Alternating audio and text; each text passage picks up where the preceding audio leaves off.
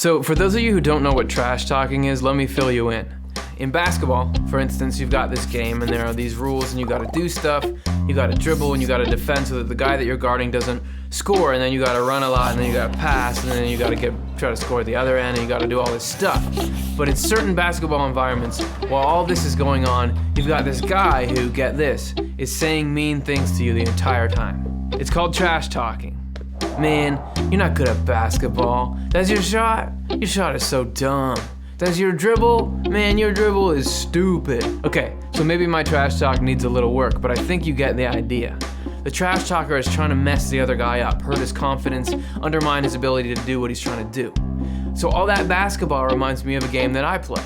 It's called Living a Regular Life. Here's some of my highlights. Hey, really got weather. Really good weather. Today. It's good. Really got weather? Who says that? Loser. Don't worry, someday you'll learn how to talk. Man, that person's opinion of you just went way down. You better say something now so that they don't tell everyone that you have zero social competence.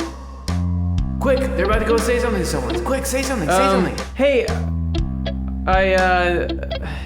never mind. Ha, yeah man, nice recovery. You've had a history of saying stupid things. You've always kind of been like that. In fact, let me bring up a couple of memories right now. And then all of a sudden it hit me. I was getting trash talked by my own mind. You can check it yourself. Okay, so it's rare for me to come across somebody who doesn't get negative mental chatter. And if you look at it, those little head voices behave like trash talkers. Like there's team you and team them. You're trying to be happy and they're trying to not let that happen. And why do people trash talk? Because it undermines the effectiveness of their opponents. They're trying to wreck us. Because even though most of us have our basic needs met, food, shelter, water, security, our mind is constantly trying to keep us from a happy state. And for some people it's light, just some anxiety and loss of self-esteem, all the way up to with some people it gets as serious as it can get.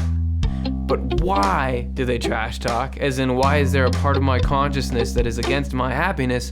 Well, you gotta find your own answers for that. My favorite is Swedenborg's, but that's too long of a story to tell right now. What's important is how that knowledge reframes the way you treat the things that come into your head that hurt you.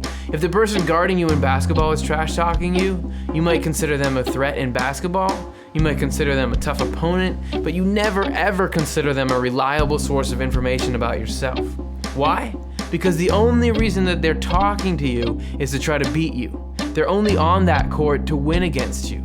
So while it can still get to you, there is a level at which you dismiss everything they say because you know how biased they are. It's the same thing in your mind. Yeah, there's more gray area because we do get some thoughts and feelings that are helpful, but there's an element in each of our minds, and I think it's louder and more ubiquitous in some of our minds than others, that is just straight up trash talking you. And I guess it's up to each of us to pick out what's trash talk and what isn't. But once you do find a thought or a feeling that seems like trash talk, I would recommend dismissing it with the same totality that you would dismiss a real life trash talker. Because why would you ever take something someone said to heart when you know they're just trying to mess you up?